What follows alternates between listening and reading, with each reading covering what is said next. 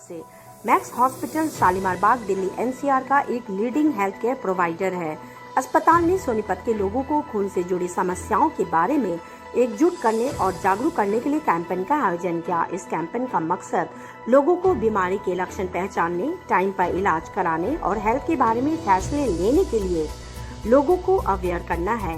Max hospital Shalimar बाग में haematology, oncology and PMC की consultant doctor Amrita चक्रवर्ती ने इस सेशन को संबोधित किया। खून से जुड़े विकारों को हेमाटोलॉजिक डिसऑर्डर भी कहा जाता है। इसमें खून वाइस के प्रोडक्शन से जुड़े अंग व फंक्शन पर भी असर पड़ता है।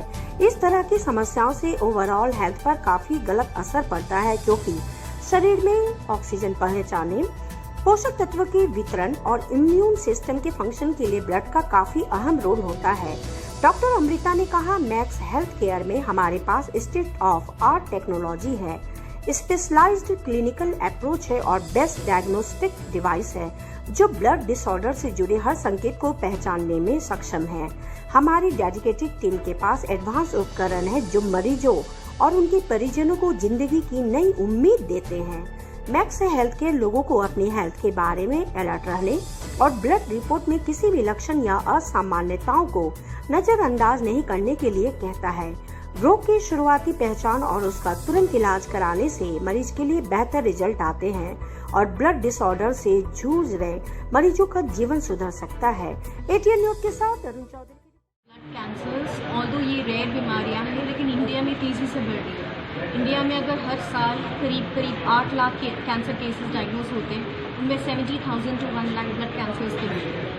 And it is very important कि ब्लड कैंसर के सिम्टम्स को लोग पहचानें, क्योंकि ज़्यादातर जो केसेस इंडिया में मोर्टेलिटी बहुत हाई है। India is the 3rd largest country with blood cancers after US and China.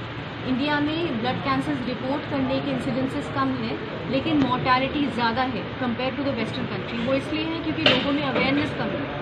So awareness इसलिए फैलाना ज़्यादा ज़रूरी है। और ब्लड कैंसर के जो मेन कुछ सिम्टम्स होते हैं वो है बार बार फीवर आना, रेकरेंट फीवर या अनएक्सप्लेन्ड इन्फेक्शन, बार बार इन्फेक्शन का होना या एंटीबायोटिक का काम ना करना, या फिर वेट लॉस, एपेटाइट लॉस होना, या फिर जो ब्लीडिंग टेंडेंसी कुछ होता है जैसे कोई भी ब्लीडिंग होना या नाक से, मसूड़ों से, या फिर प्लेटलेट्स का कम हो जाना, टीएलसी या प्लेटलेट्स का अनएक्सप्लेन तरीके से बढ़ जाना या कम हो जाना, हीमोग्लोबिन कम हो जाना।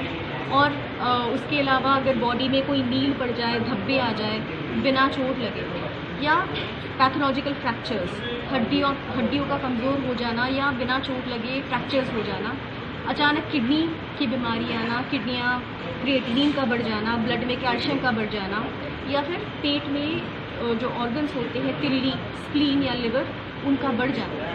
इसके साथ साथ शरीर में कोई गांठें आना, जैसे गलों में, बगलों में गांठें आना, नाइट पेन, स्पेशली रात में पसीना ज़्यादा आना, इतना पसीना आना कि कपड़े भीग जाना, बेडशीट को चेंज करने की ज़रूरत पड़ना।